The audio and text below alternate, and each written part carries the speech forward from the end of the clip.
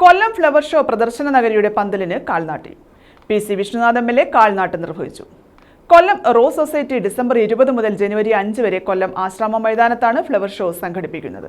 സ്വാഗത സംഘം ഓഫീസിൽ നടന്ന ചടങ്ങിൽ ആഘോഷ കമ്മിറ്റിയുടെ working chairman R. Prakashan Pillai അധ്യക്ഷനായിരുന്നു. PC വിഷ്ണുനാഥ് MLA കാൽനാട്ട് കർമ്മം നിർവഹിച്ചു.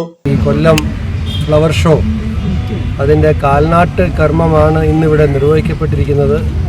തീർച്ചയായും ഇത് കൊല്ലത്തിൻ്റെ ഒരു ജനകീയ സാംസ്കാരിക ഉത്സവമായി മാറുമെന്നുള്ള കാര്യത്തിൽ യാതൊരു സംശയമില്ല. ദീർഘകാലമായി അനുഭവസമ്പത്തുള്ള നേതൃത്വമാണ് ഈ ഫ്ലവർ ഷോയെ നയിക്കുന്നത്.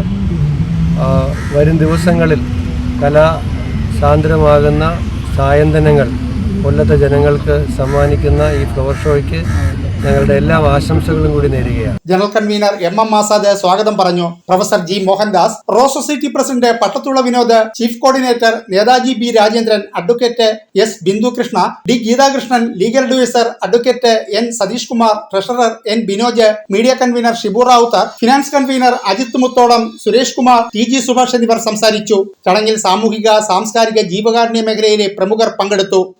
ന്യൂസ് ബ്യൂറോ, കൊല്ലം.